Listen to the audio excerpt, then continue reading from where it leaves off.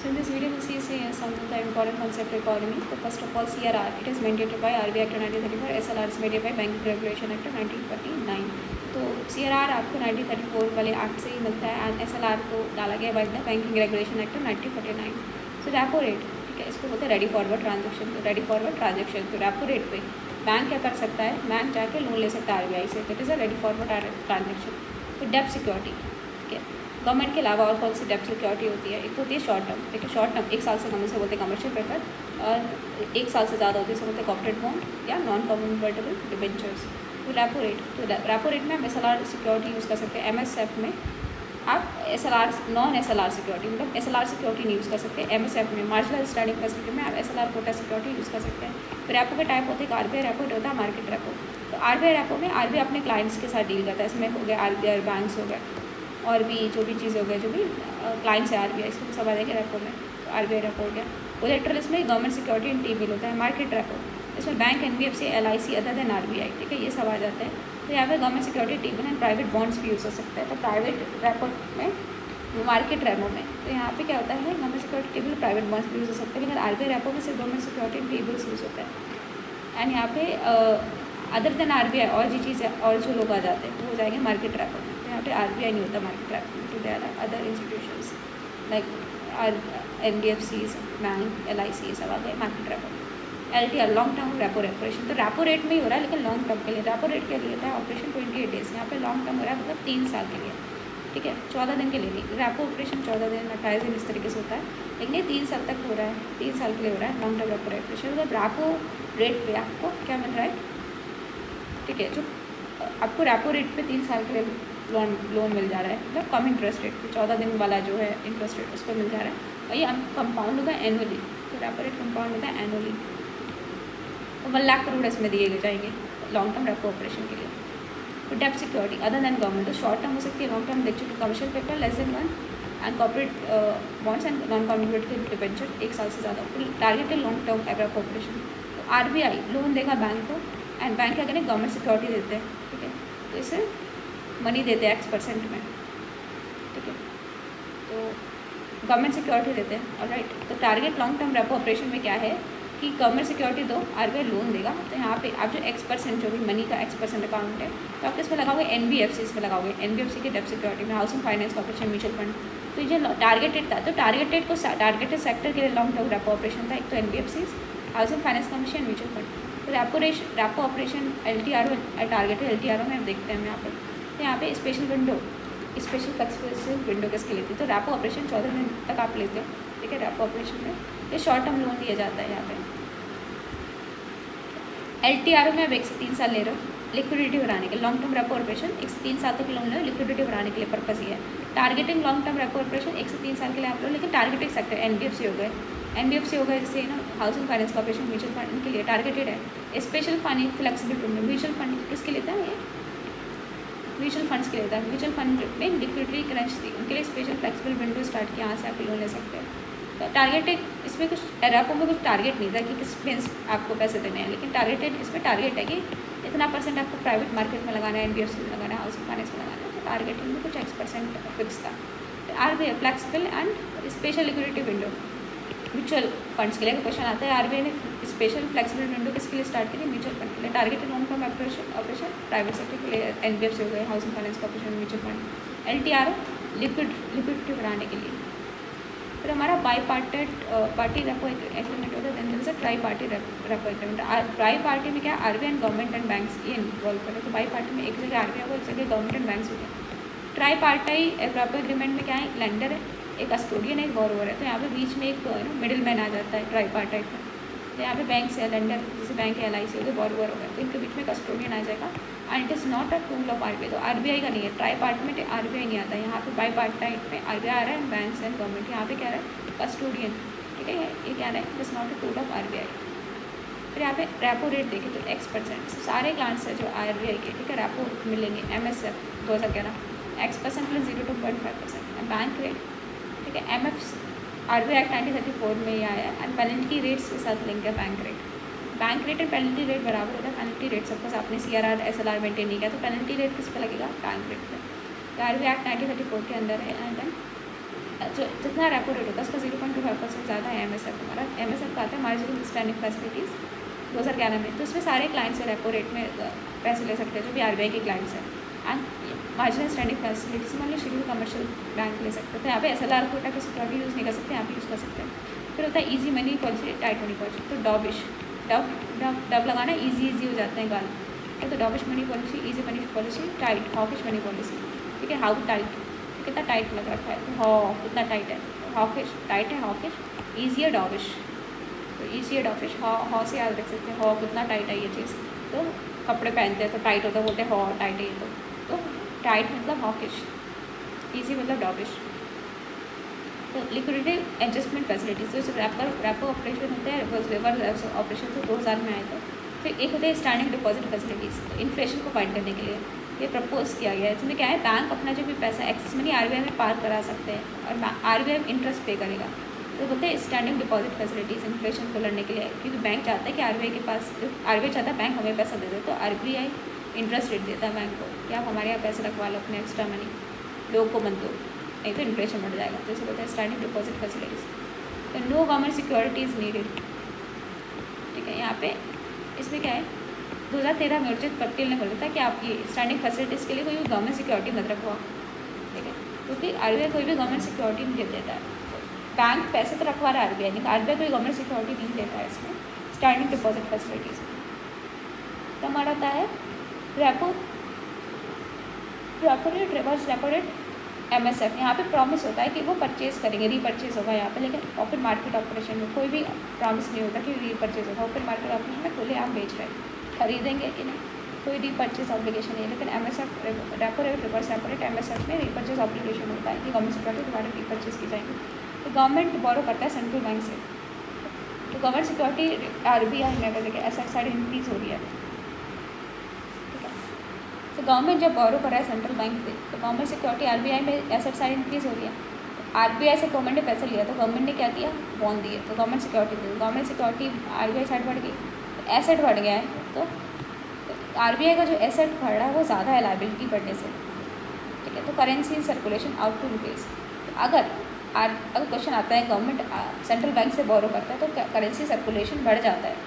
ठीक है, बस एसेट ज़्यादा बढ़ गया RBI के लाइबिलिटी से, तो करेंसी सर्कुलेशन बढ़ेगा। जैसे जैसे एसेट बढ़ेंगे RBI के और करेंसी सर्कुलेशन बढ़ता है। यहाँ पे हम बात करें NEFT एंड RTGS, RBI चलाता है। NPCI INPS ये क्या होता है, बैंक्स का होता है। तो NBFT RTGS ये RBI की चीज़ें हैं। NPCI ये क्या है, बैंक्स का बन के बना INPS का IMPS सिस्टम। तो IMPS सिस्टम में याद रखना है RBI का नहीं है, it is not related to RBI। NEFT and RTGS RBI से रिलेटेड है। तो RBI का स्टैंड्स क्या होता है, या तो अकोमोडेटिव होगा या न्यूट्रल होगा, ठीक है, या कैलिब्रेटिव होगा, कैलिब्रेटिव टाइप नहीं। अकोमोडेटिव का मतलब क्या होता है कि या तो इंटरेस्ट रेट सेम रखें या कम करेंगे, बढ़ाएंगे नहीं। कैलिब्रेटिव में क्या होता है कि आप बढ़ाएंगे या सेम रखेंगे। न्यूट्रल में क्या होता है, बढ़ा सकते हैं, घटा सकते, कुछ भी कर सकते हैं। अकोमोडेटिव मतलब कम करेंगे या तो सेम रखेंगे, अकोमोडेट करेंगे, कम करेंगे, तो बढ़ाएंगे नहीं। क्वालिटेटिव क्या होता है, ये क्वांटिटेटिव होता है। क्वांटिटेटिव इनडायरेक्ट होता है, क्वालिटेटिव डायरेक्ट होता है। क्वांटिटेटिव इनडायरेक्ट मतलब रेपो रेट कर रहे हो, तो ये इनडायरेक्टली अफेक्ट कर रहा है लैंडिंग रेट को। डायरेक्टली आप लैंडिंग रेट में कुछ नहीं कर रहे। जैसे यहाँ पे आपको अगर PSL नॉर्म्स लेके आए तो डायरेक्ट ये लैंडिंग अफेक्ट कर 40% जा रहा है। तो एक क्वालिटेटिव होता है, ठीक है, क्वांटिटेटिव इनडायरेक्ट होता है, क्वालिटेटिव होकर डायरेक्ट होता है। क्वालिटेटिव जो होता है दीज आर इनडायरेक्ट, जैसे रेपो रेट वगैरह reverse repo rate, these are indirect. जो क्वालिटेटिव होता है डायरेक्ट से डायरेक्टली मॉडल सोल्यूशन, डायरेक्ट आपकी मॉडल सोल्यूशन का टेक तो डायरेक्ट होता है। ठीक है, on tap licence commercial bank के लिए अलाउड है, स्मॉल फाइनेंस बैंक के लिए अलाउड है। RRB के लिए अभी ऑन टैप लाइसेंसिंग की चीज़ नहीं है RRBs के लिए। ठीक है, तो ये है कमर्शियल का सारा, इसमें काफ़ी प्रॉब्लम भी है ना, तो इसलिए कमर्शियल बैंक और स्मॉल फाइनेंस बैंक के ऑन टैप लाइसेंसिंग की फैसिलिटीज़ है, बट नॉट फॉर RRB। फिर नेशनल हाउसिंग कंपनीज 1998 में स्टैट्यूटरी बॉडी की तरह बनाया गया था। RBI 100% ओन करते थे ना, पूरा हर किसने ले लिया, गवर्नमेंट ने। तो नेशनल हाउसिंग बैंक पूरा गवर्नमेंट ऑफ इंडिया 2019 में बजट में 100% गवर्नमेंट ऑफ इंडिया ओन। तो पहले कितना RBI में 100% RBI टू गवर्नमेंट। यहाँ पे इसकी जर्नी RBI से लेके RBI यहाँ से किसमें आ गई, गवर्नमेंट में। नेशनल हाउसिंग बैंक तो ये निकालते हैं residence index. National housing bank तो यहाँ पे लैंडिंग पावर, रेगुलेटरी पावर पहले दोनों RBI की इसके पास थी, नेशनल हाउसिंग बैंक के पास। अब उसके पास लैंडिंग पावर है, पैसे दे सकते हैं, लेकिन रेगुलेटरी पावर RBI को दी थी 2019 में। तो देखिए क्योंकि कॉन्फ्लिक्ट ऑफ इंटरेस्ट, लैंड आप करो, रेगुलेट भी आप करो, तो रेगुलेटिंग पावर आरबीआई के पास है, नेशनल हाउसिंग बैंक की, और अब ऐसा 100% गवर्नमेंट ऑफ इंडिया हुई। पहले थी आरबीआई और नेशनल हाउसिंग बैंक, तो बैंक तो आरबीआई के अंदर आनी चाहिए, लेकिन किसके अंदर, गवर्नमेंट के अंदर है, गवर्नमेंट अपने हाथ में ले लिया। एंड नाउ इसकी जो नेशनल हाउसिंग बैंक की जो पावर थी, रेगुलेटरी पावर आरबीआई को दे दी, अब सिर्फ इसके बाद लैंडिंग पावर है। फिर मुद्रा बात करें, ठीक है, मुद्रा 100% सिडबी ओन कर रहा है, so own by SIDBI, it's non banking financial company. फिर मैन्युफैक्चरिंग में, ठीक है, यहाँ पे 25 लाख, सर्विस में अगर 10 लाख है, मैन्युफैक्चरिंग में आपको 25 लाख तक और सर्विस में 10 लाख तक लोन दे सकता है। तो यहाँ पे 3 टाइप के लोन है, शिशु, किशोर एंड तरुण। तो 50,000 से 5 लाख, 5 लाख से 10 लाख, तो 50,000, 50,000 से 5 लाख, 5 लाख से 10 लाख से, तो ये 3 टाइप का लोन, शिशु, किशोर एंड तरुण। मुद्रा लोन, इट इज़ 100% मुद्रा जो भी है, it is 100% own by SIDBI. तो ना इंटरेस्ट रेट लैंडर डिसाइड करेगा, कोलैटरल नहीं चाहिए यहाँ पर मुद्रा लोन में। 2019 में सेल्फ हेल्प ग्रुप, ठीक है, अगर हर एक सेल्फ हेल्प ग्रुप की एक वुमेन एलिजिबल थी मुद्रा लोन के लिए, ठीक है, 2019 में बोला कि सेल्फ हेल्प ग्रुप की एक वुमेन एलिजिबल होगी मुद्रा लोन के लिए, कोई भी सेल्फ हेल्प ग्रुप हो, तो बोला था मुद्रा लोन के लिए। एंड 1 लाख लोन दिए गए हैं, 1 लाख लोन दिए गए मुद्रा के अंदर, और सेल्फ हेल्प ग्रुप की 1 वुमेन एलिजिबल होगी। 2019 के बजट पे क्या है, स्टैंड अप इंडिया स्कीम आती है किसकी, department of financial service, minister of finance.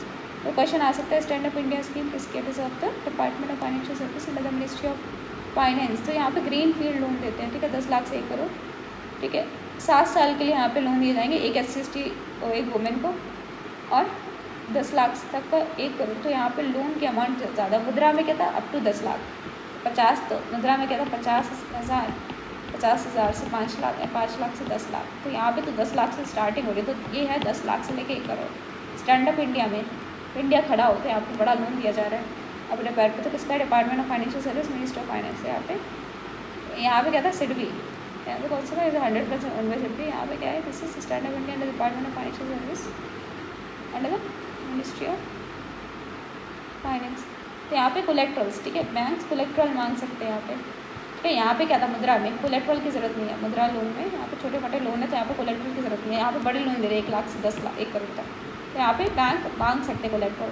Colorectal अगर नहीं दिया तो कौन गारंटी प्रोवाइड करेगा, तो इसे प्रोवाइड करेगा NCGTC, ठीक है, तो ये प्रोवाइड करेगा गारंटी, तो 2025 तक दिया जाएगा। पहले स्टैंड अप इंडिया इसके 2016 से 19 थी, अब 2019 से 2025 तक कर दिया। 2020 में, ठीक है, बैंक, ठीक है, अगर देखें return on asset and return on equity, तो बैंक के दोनों रिटर्न ऑन एसेट और रिटर्न ऑन इक्विटी दोनों ही कम हुए हैं। NPA कम हुआ है 2018-19 में, जैसे गुड न्यूज़, लेकिन एसेट और इक्विटी पे जो रिटर्न आ रहा है वो कम हो रहा है, मतलब बैंक की हालत अच्छी नहीं है ज़्यादा। 2020 में दोनों ही कम हो रहे हैं, return on asset and return on equity, मतलब एसेट मतलब जो एसेट की वैल्यू वो कम हो रही है, NPA बढ़ रहा है, ऊपर से इक्विटी मतलब जितना शेयर होल्डर को पैसे देते थे वो कम हो रहा है 2020 के बाद। तो यहाँ पे IBC कुछ होता है फाइनेंशियल क्रेडिटर, कुछ होता है ऑपरेशनल क्रेडिटर, ठीक है। तो यहाँ पे क्या होता है कि अगर इफ़ डाउट, ठीक है, ओके, अगर इन्हें डाउट है फाइनेंशियल क्रेडिटर, इनको मनी नहीं मिलेगी, तो NCLT में कंप्लेन कर सकते हैं, तो 14 दिन में इन्हें रिप्लाई मिलता है, ठीक है। और रिजोल्यूशन इनका कितना होना चाहिए, 330 दिन में, और कोई भी एक्सटेंशन नहीं मिलेगा, ठीक है। और अगर 330 दिन से ज़्यादा करते हैं तो आपको 90 डेज़ में आपको रिजॉल्व करना है। पहले कितना था, 180 + 90 डेज़।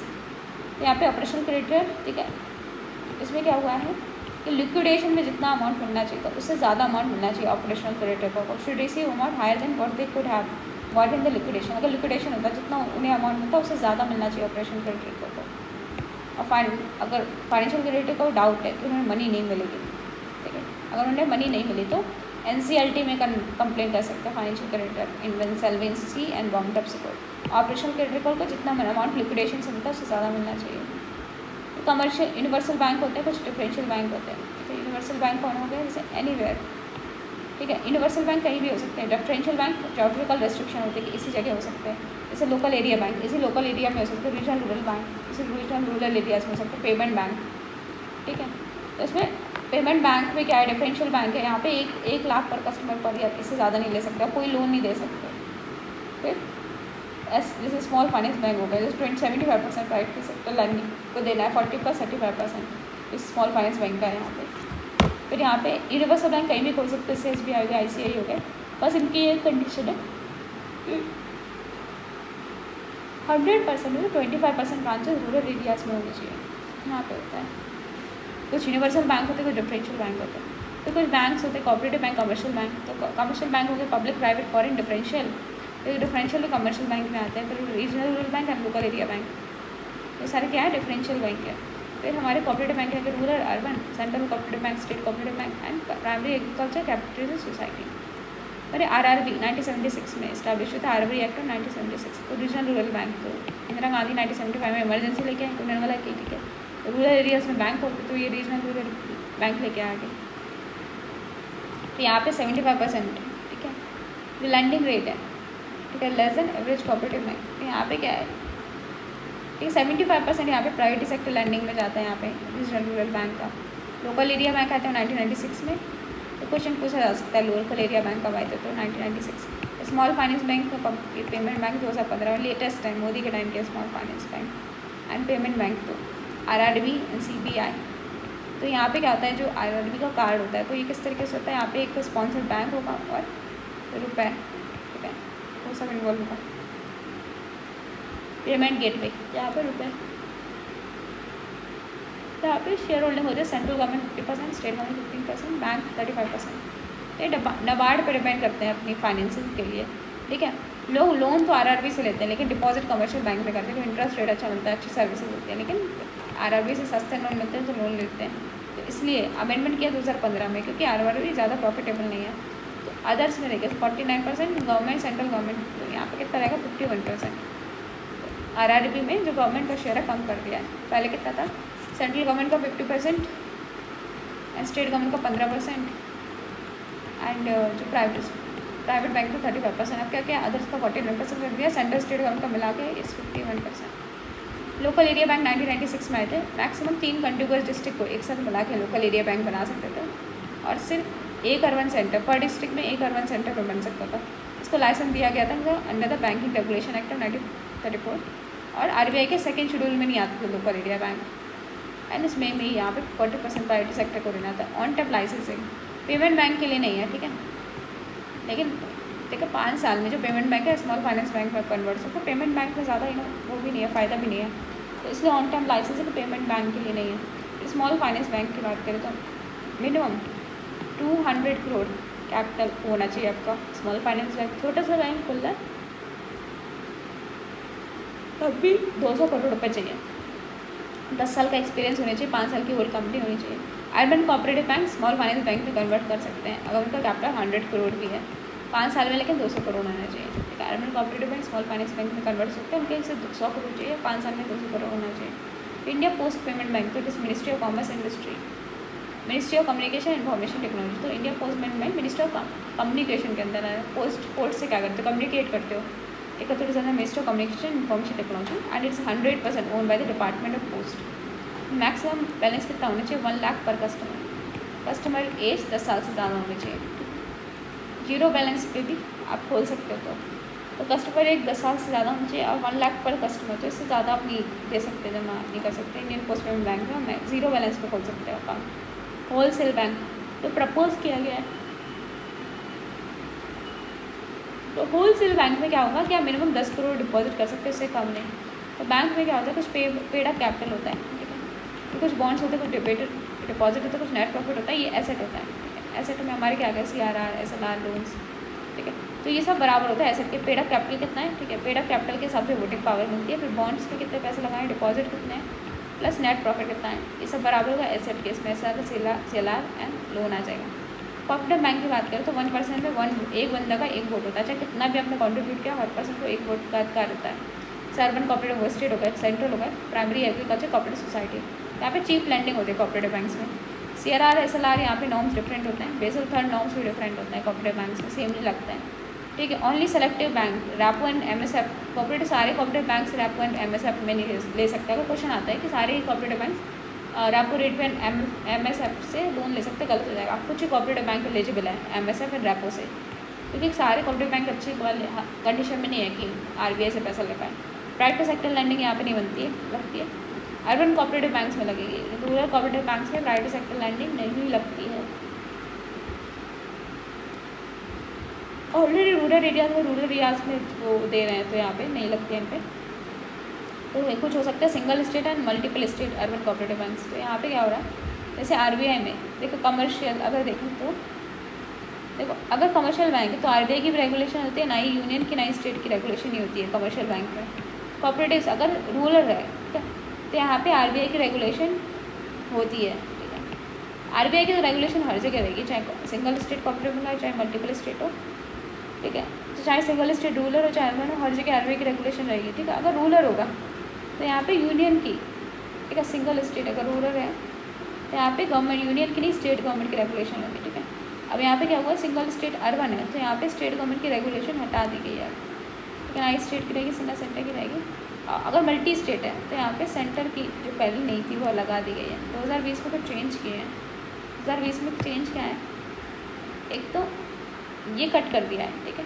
मतलब जिस कोऑपरेटिव सिंगल अर्बन जो कोऑपरेटिव बैंक है और मल्टी स्टेट कोऑपरेटिव बैंक है तो वहाँ पे जो रेगुलेशन होती थी यूनियन स्टेट गवर्नमेंट को हटा दिया। अब सिर्फ जो कोऑपरेटिव रूरल बैंक है, कोऑपरेटिव स्टेट, ठीक है, कोऑपरेटिव बैंक जो रूरल बैंक है उनमें स्टेट गवर्नमेंट के, बाकी सारे कोऑपरेटिव बैंक सब स्टेट गवर्नमेंट की डिफरेंसेस और सेंट्रल गवर्नमेंट की वो हटा दी है। चाहे अर्बन एरिया वाली हटा दी, मल्टी स्टेट वाली हटा दी, रूरल एरियाज में अभी भी ये स्टेट गवर्नमेंट के अंदर है।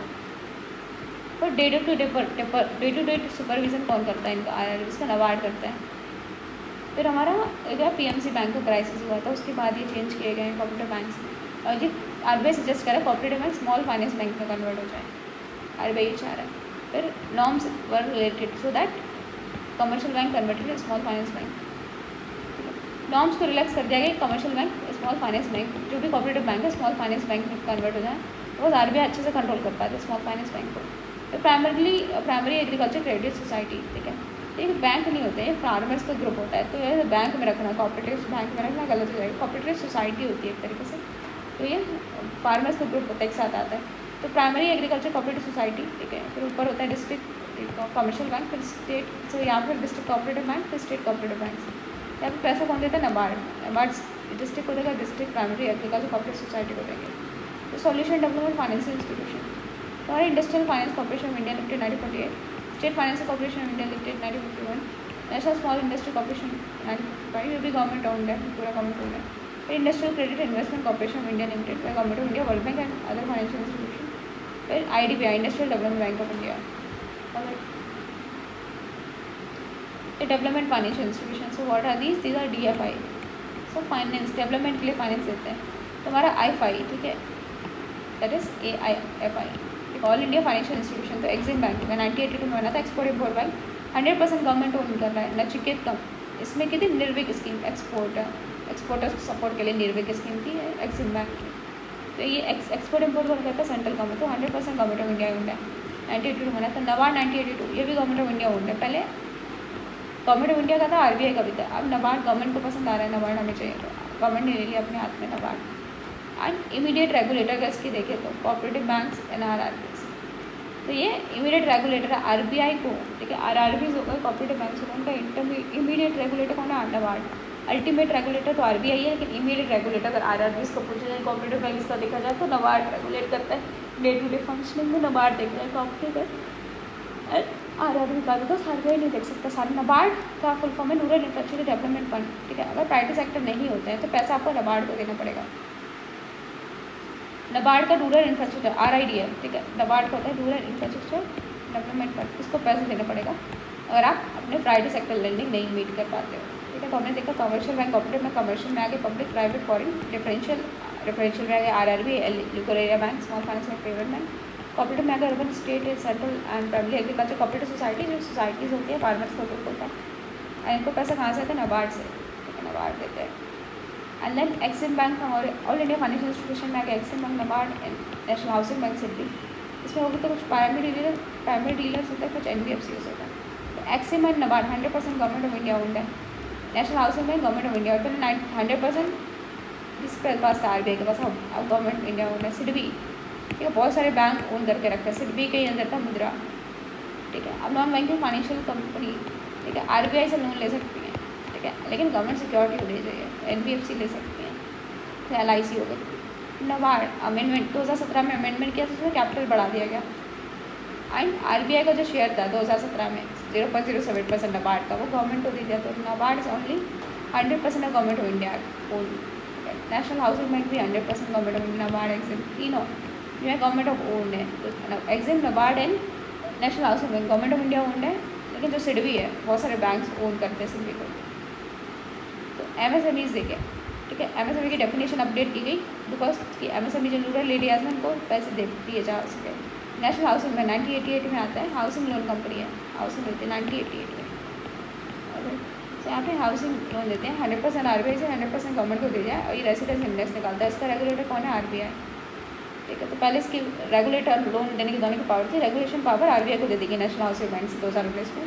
तो सिडबी बहुत सारे बैंक खोल कर रखे हैं, ठीक है, SBI, LIC, IDBI। उद्यम मित्र पोर्टल है इसका, इनडायरेक्ट लैंडिंग करता है ये, मुद्रा लोन की इनडायरेक्ट लैंडिंग। तो यहाँ पे मुद्रा इसके अंडर सिडबी ओन करता है। यहाँ पे बहुत सारे बैंक हैं। यहाँ पे देखिए 100% गवर्नमेंट ऑफ इंडिया ओन है। देखिए एक्सिम हो गया, नाबार्ड हो गया, नेशनल हाउसिंग बैंक हो गया। 2019 में national housing bank government of India own है, पहले RBI के अंडर था। और सिडबी क्या है? इसमें बहुत सारे बैंक है। सबसे ज़्यादा शेयर होल्डिंग किसकी है? SBI। यहाँ पे फिर हमारा हो गया यहाँ पे ऑल इंडिया फाइनेंशियल इंस्टीट्यूशन जो भी होते हैं, इनको CRR SLR मेंटेन करने की जरूरत नहीं है। प्राइवेट सेक्टर लैंडिंग से schedule commercial urban cooperative banks होते हैं, उनको प्राइवेट सेक्टर लैंडिंग उनके लिए होती है। तो रूरल कोऑपरेटिव बैंक्स के लिए नहीं होती। तो प्राइवेट सेक्टर लैंडिंग किसके लिए है? सिर्फ schedule commercial bank and urban cooperative banks. उनका रेगुलेटर कौन होता है? RBI। बेसिक लॉ कौन डिफाइन करता है? RBI। फाइनेंशियल मार्केट लिखे तो money market and capital market हम देख चुके हैं। तो money market less than 1 year, ठीक है, उसे मनी मार्केट बोलता है। 1 साल से ज़्यादा का मार्केट होता है उसे 1 साल से ज़्यादा के वर्ड में उसे कैपिटल मार्केट बोलते हैं। मनी मार्केट 1 साल से कम, तो पैसा आया गया तुरंत। एंड कैपिटल मार्केट 1 साल से ज़्यादा, सिर्फ इसमें होता है प्राइमरी मार्केट और सेकेंडरी मार्केट। तो मनी मार्केट 1 साल से कम, और primary market and capital market 1 साल से कम, मनी मार्केट 1 साल से कम एंड कैपिटल मार्केट 1 साल से ज़्यादा। तो ये फाइनेंशियल मार्केट होता है। मनी मार्केट 1 साल से come and financial market capital market 1 साल से ज़्यादा। प्राइमरी डीलर होता है गवर्नमेंट बॉन्ड, ठीक है, RBI अपने बॉन्ड देती है किसको? प्राइमरी डीलर्स और बैंक्स को, ठीक है। ये ई-कुबेर से खरीद सकते हैं। तो प्राइमरी डीलर्स कौन होते हैं? गवर्नमेंट बॉन्ड जो भी RBI को देते हैं। RBI क्या करते हैं? अपने बॉन्ड सेल करता है प्राइवेट डीलर्स और बैंक्स को, ठीक है। तो गवर्नमेंट को बॉन्ड दिया RBI ने, RBI बॉन्ड्स का करेगा, प्राइवेट डीलर्स और बैंक्स को बेचेगा। तो कहाँ से? ई-कुबेर प्लेटफॉर्म से। फिर क्या करेंगे? उनको फिर जो भी खरीदेंगे वो सेकेंडरी मार्केट में भेजेंगे, ठीक है। वही बेच सकते हैं जिन्होंने लाइसेंस मिला RBI का। 14 बैंक्स एंड 7 नॉन बैंक्स, इनको लाइसेंस मिला। यही गवर्नमेंट जो बॉन्ड्स है खरीद एंड बेच सकते हैं, यही लोग खेल सकते हैं। तो 14 बैंक एंड 7 नॉन बैंक्स। तो 2019 में RBI ने रिटेल पार्टिसिपेशन अलाउ कर दिया कि रिटेल लेवल पे भी आप दे सकते हो। तो कमर्शियल बैंक अगर देखें तो बैंकिंग रेगुलेशन एक्ट, ठीक है, सुपरविजन RBI का होता है। और 500 करोड़ चाहिए यूनिवर्सल कमर्शियल बैंक को कम से कम। NBFC कंपनी एक्ट के अंदर आता है। तो यहाँ पे, ठीक है, इनका रेगुलेशन अलग अलग होता है। म्यूचुअल फंड के लिए SEBI है, इंश्योरेंस कंपनी के लिए IRDAI है। एंड यहाँ पे 5 करोड़ चाहिए माइक्रो फाइनेंस के लिए, 2 करोड़ चाहिए अदर्स के लिए, ठीक है। डिफरेंट चाहिए आपको पैसा NBFC खोलने के लिए। यहाँ पे कितना चाहिए? 500 करोड़ अगर आपको कमर्शियल बैंक खोला, यूनिवर्सल कमर्शियल बैंक। एंड यहाँ पे क्या है?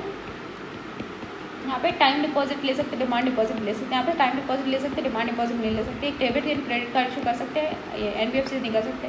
यहाँ पे डिपॉजिट इंश्योरेंस होता है, लेकिन आपका NBFC में इंश्योर नहीं होता। यहाँ पे CRR होता है, यहाँ पे CRR नहीं होता है। SLR होता है, यहाँ पे भी SLR होता है, ठीक है। डिपॉजिट टेकिंग NBFC जो पैसे लेती है उन पे SLR लगता है, लेकिन डिफरेंट रिक्वायरमेंट होती है। 22%, 18% नहीं होता बैंक की तरह, अलग होता है। बेसिक नॉर्म तो CRR तो लगता नहीं है, SLR डिफरेंट होता है NBFCs के लिए। तो CRR नहीं लगता है NBFCs पे, SLR डिफरेंट होता है। बेसिक नॉर्म्स लगते हैं यहाँ पे, डिफरेंट होते हैं बेसिक नॉर्म्स लगते होते हैं NBFCs पे। तो कमर्शियल बैंक, ठीक है, ये RBI जो मनी है RBI अप्रूव सिक्योरिटीज़ में रख सकते हैं, लेकिन शेयर मार्केट में इन्वेस्ट नहीं कर सकते। NBFC में शेयर मार्केट में लगा सकते हैं, मतलब कमर्शियल बैंक खेल नहीं सकता शेयर मार्केट में लोगों के पैसे से। तो शेयर मार्केट में पैसा नहीं लगा सकता है। NBFC शेयर मार्केट में लगा सकते हैं, SBI म्यूचुअल फंड, ठीक है, वहाँ पे लगा सकते हैं, लेकिन कमर्शियल बैंक नहीं लगा सकते, शेयर मार्केट में इन्वेस्ट नहीं कर सकते। फिर लोन रेट है, ठीक है, RBI मेट्रोलॉजी से डिपेंड करता है। एंड यहाँ पे क्या करते हैं, या नेचर बिजनेस किस तरीके से है। जैसे अर्जेंट गोल्ड लोन चाहिए तो जैसे X% नहीं तो Y%, तो डिफरेंट जगह में बिजनेस जिस तरीके से उस तरीके से जो परसेंटेज है वेरी करता है, लेकिन यहाँ पे फिक्स होता है RBI का मेथोलॉजी होती है, उसी तरीके से ये रेट डिसाइड करते हैं। रिकवरी, ठीक है, सरफाजी एक्ट से होता है, ठीक है। तो यहाँ पे सिर्फ अगर NBFC में देखें सिर्फ हाउसिंग फाइनेंस कंपनी है, उसके पास सरफाजी पावर है। गोल्ड, अगर गोल्ड लिया तो वो ऑप्शन कर दो गोल्ड, ठीक है। म्यूचुअल फंड कंपनी है तो उसको बैंक करप्सी जब तक हो रही है, फाइलिंग हो रही है, तब तक वेट करना पड़ेगा। सिर्फ housing finance company SARFAESI power use कर सकते हैं। यहाँ पे सारी जो बैंक से सरफासी पावर यूज़ कर सकते हैं, लेकिन अगर HDFC की बात करें तो सारी कंपनी नहीं, सिर्फ housing finance company SARFAESI act को यूज़ कर सकते हैं। NPCI हमारा था 2008 में, India Post Payment bank 2015 and local area bank 1996, post Payment bank 2015। तो बहुत सारे बैंक आ रहे थे, पेमेंट बैंक आ रहे थे, 2015 में आया India Post Payment bank. NPCI 2008 में। फैक्टरिंग कंपनी क्या होती है? इनवॉइसेज एंड ट्रेड रिसीवेबल से अगर कोई पैसे देता है तो फैक्टरिंग कंपनी बोलते हैं। फॉर एग्जाम्पल मेरे पास इनवॉइस है कि मेरे को पैसा मिल जाएगा, ये उसके बेसिस पे मुझे अगर कोई पैसा दे रहा है तो वो भी factoring company. Micro finance institution यहाँ पे मिनिस्टर कॉर्पोरेट अफेयर्स MSME के अंदर है, RBI के अंदर है। तो 2011 में YH मालेगांव कमेटी ने बोला था कि पुअर के पास कोलेट्रल नहीं है, ठीक है, तो आप फ्लेक्सिबल EMI को लोन प्रोवाइड करो। तो मैंने माइक्रो फाइनेंस इंस्टीट्यूशन हुआ, तो किसके लिए? जिनकी इनकम 1.5 करोड़ लाख है रूरल एरियाज में, 2 लाख से कम है अर्बन एरियाज में। तो 1.25 लाख से कम है रूरल एरियाज में एंड 2 लाख से कम है अर्बन एरियाज में। अकाउंट एग्रीगेटर क्या होता है? ठीक है, RBI रेगुलेट कंट्रोल NBFC होती है। एक अकाउंट एग्रीगेटर कौन होंगे? MPSC होगा, RBI कंट्रोल करेगा। ऐसा फिनटेक कंपनी। तो कौन हो सकता है? बैंक हो सकता है, म्यूचुअल फंड हो सकता है, NPS हो सकता है, ठीक है। तो ये क्लाइंट एंड लोन गिवर, ठीक है, उन सबको पूरा अकाउंट इनका एक साथ दिखाया जाएगा, ठीक है। तो पीयर टू पीयर लैंडिंग होता है, लोन एग्रीगेटर होता है, ठीक है। तो यहाँ पे ये सब एक साथ आ जाएगा NBFC। तो यहाँ पे सारा आपका शेयर होल्डर के कितना पैसा लगा है, आपने कितना म्यूचुअल फंड में इन्वेस्ट किया है, ठीक है, आपका इन्वेस्टमेंट वेंचर कैपिटल फंड, ठीक है। शेयर ब्रोकर क्या होता है? शेयर ब्रोकर बीच में आपको ना शेयर मार्केट में आपको इन्वेस्ट करना शेयर ब्रोकर के थ्रू कर सकते हैं। फिर रिट्स एंड इनविट्स, ये म्यूचुअल फंड कंपनी है, ठीक है। रियल इस्टेट में लगाना है तो रिट्स में इन्वेस्ट करो, इंफ्रास्ट्रक्चर में लगाना है इसमें करो। Venture capital fund startup company को हेल्प करते हैं फंडिंग में, वेंचर कैपिटल फंड। फिर इन्वेस्टमेंट बैंक्स होते हैं, मर्चेंट बैंक्स होते हैं, अंडर राइटिंग हेल्प करते हैं IPO इशू करने में। तो एक तरीके से बैंक नहीं है, अंडर राइटर्स है, इन्वेस्टमेंट बैंक, मर्चेंट बैंक्स, ये अंडर राइटिंग का काम करते हैं। से कवर कैसे? अंडर राइटर, तो investment bank and merchant bank.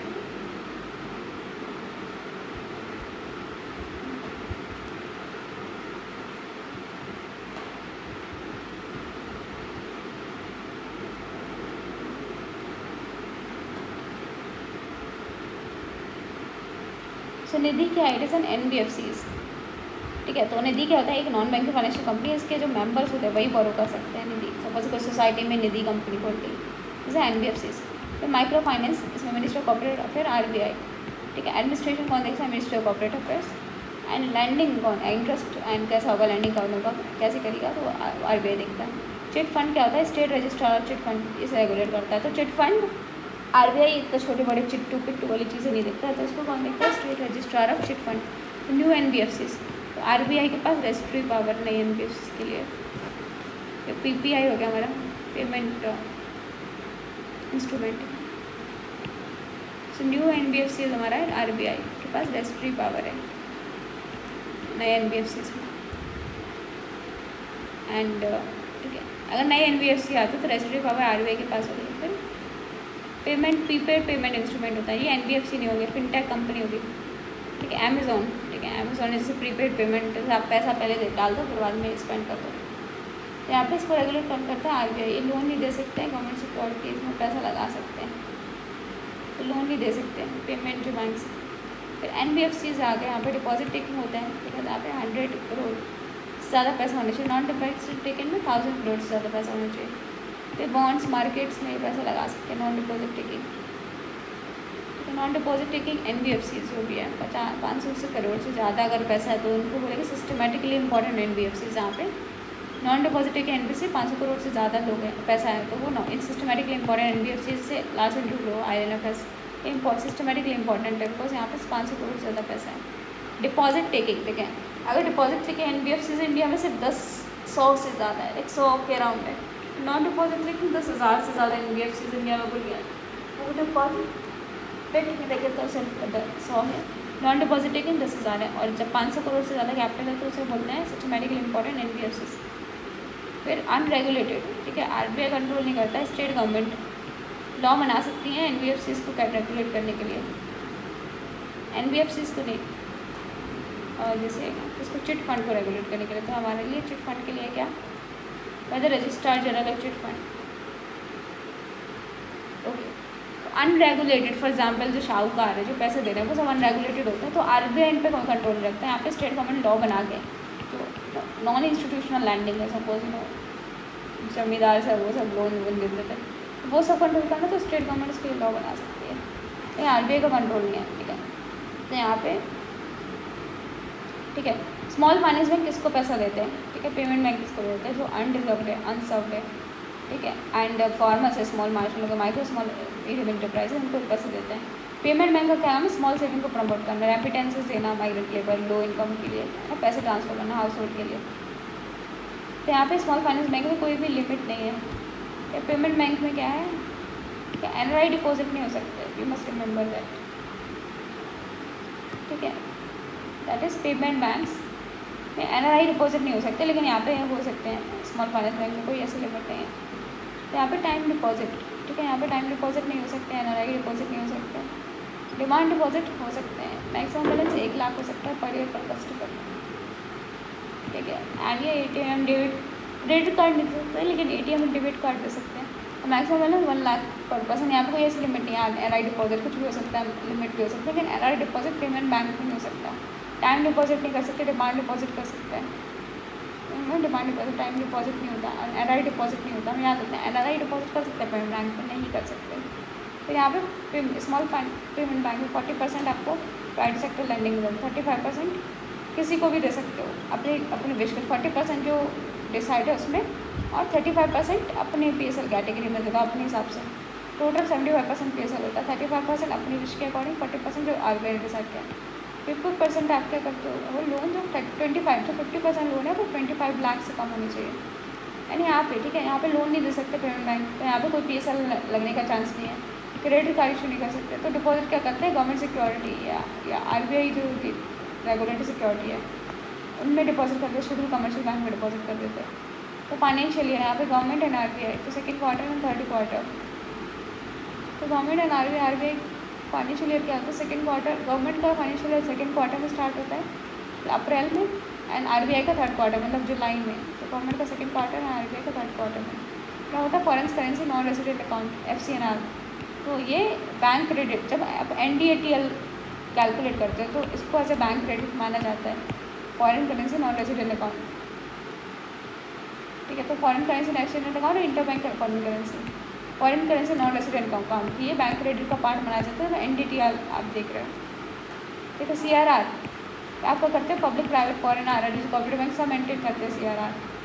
NBFC CRR maintain नहीं करती है, ठीक है, लेकिन SLR करती है, वो भी अलग नॉर्म्स होते हैं SLR के। एंड यहाँ पर fortnightly basis, daily basis average है, फोर्टनाइटली बेसिस पे देखा जाता है CRR। तो NBFC CRR को मेंटेन नहीं करते हैं। 1946 1978 ऑलरेडी डिमोनेटाइजेशन हो चुका है, देखो आज़ादी से तुरंत 1 साल पहले, और 1978 में डिमोनेटाइजेशन हो गया है। फिर CRR आरबीआई करेंसी टेस्ट में पैसा लगवाता है, CRR आरबीआई करेंसी टेस्ट में पैसा लगवाता है, बैंक्स में करेंसी टेस्ट होता है। एंड यहाँ पे अनकम्बर्ड इंस्ट्रूमेंट, तो treasury bill of government of India 1 साल से कम, market stabilisation scheme, state development scheme, another instrument identified RBI. तो क्या होता है, अनकम्बर्ड इंस्ट्रूमेंट में पैसा लगा सकते हो, ट्रेजरी बिल जिसमें 1 साल से कम होगा, market stabilisation scheme, state development loans, other instrument notified by RBI. Market stabilisation scheme, तो यहाँ पे क्या था, फिजिकल डेफिसिट में ज़्यादा इंपैक्ट नहीं आता, 2004 में आई थी। तो ये गवर्नमेंट जो भी पैसा होता है गवर्नमेंट यूज़ नहीं करता है, तो फिजिकल डेफिसिट में कोई दिक्कत नहीं आती। 2009 में लेकिन गवर्नमेंट ने यूज़ किया था जब फाइनेंशियल क्राइसिस आई। तो market stabilisation scheme physical deficit में इसका कोई इम्पैक्ट नहीं होता है, तो बहुत ही माइन्यूट अमाउंट में ये होता है। मार्केट को स्टेबलाइज करने के लिए गवर्नमेंट सिक्योरिटी को बेचा खरीदा जाता है, गवर्नमेंट इस पैसे को यूज़ नहीं करती। बैंक रेट, ठीक है, लॉन्ग टर्म बोरोइंग के लिए पेनल्टी रेट भी बोलते हैं, तो ये अलाइन होता है MSF के साथ।